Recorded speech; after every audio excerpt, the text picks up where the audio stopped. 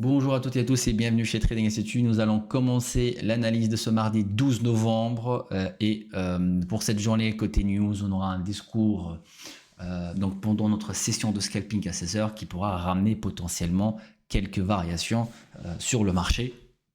J'espère en tout cas, on verra par la suite le pourquoi sur l'analyse des volumes. Sinon, on aura des discours à 20h, 23h, hein, ça sera hors de notre en tout cas pour ma part, pour ceux qui traitent la clôture, 20h, vous ferez attention. Mais en tout cas, voilà. Le rapport de l'OPEP à 13h qui sera quand même un peu en avance par rapport à notre session de scalping. Mercredi, c'est la plus grosse news de la semaine, c'est le CPI Core et le CPI. Donc, quel que soit en year to year ou du mois au mois. Donc, on aura les deux. Le Core, le cœur de l'inflation, et le CPI qui englobe un peu les matières premières, etc. À 15h30, en plus, on aura un discours de Williams, donc membre du FOMC, qui dit que potentiellement on aura une journée qui va vraiment bien varier mercredi. Jeudi, notre rendez-vous hebdo, les inscriptions au chômage, on aura les prix à la production, donc on tourne quand même un peu autour de la consommation, de l'inflation pour cette semaine, et on finira par vendredi aussi pareil sur beaucoup de data concernant la production, les ventes au détail, donc on reste toujours sur la consommation américaine.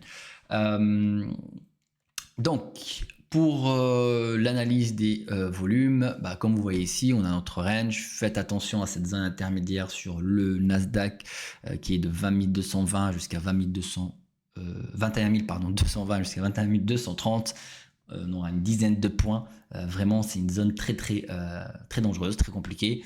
C'est pour ça, je disais tout à l'heure, si on a un discours à 15h, à 16h, potentiellement, pourquoi pas décaler. Alors, décaler pour des scalpers sur le carnet, c'est-à-dire décaler le marché un peu de l'offre à la demande, aller chercher une contrepartie, ça peut être vraiment intéressant.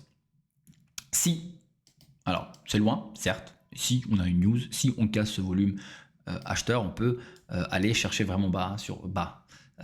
On peut aller chercher vraiment 120 points sur le Nasdaq. Sinon, on va rester sur notre range, en tout cas pour aujourd'hui. Pourquoi pas faire l'offre et la demande et puis on va aller chercher la contrepartie. Ça nous fera une variation à peu près 120 ou presque 200 points entre acheteurs, vendeurs, et la plus grosse concentration de ce volume est ici dans cette zone intermédiaire qui fait que travailler ce range sur des mouvements baissiers, sur des mouvements haussiers, sur des mouvements baissiers, etc.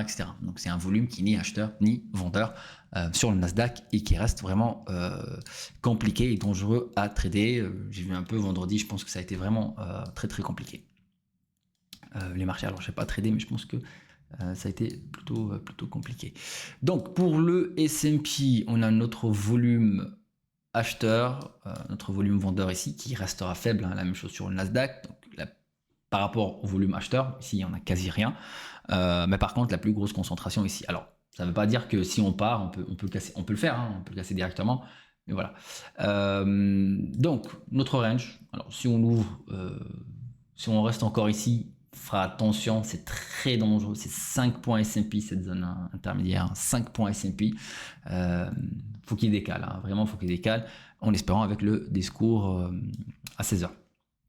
Sinon, on a notre volume acheteur, volume vendeur et la zone intermédiaire sur le S&P. Et dans le cas, pour bien quand même l'anticiper, parce que c'est une semaine CPA, etc. Donc si on a une sortie, alors pour des scalpers bien évidemment, de session de scalping, si on a une sortie sur les 6000, on peut potentiellement aller chercher les 5989, les 5990 pour arrondir sur le S&P. Voilà l'analyse de volume pour les deux indices.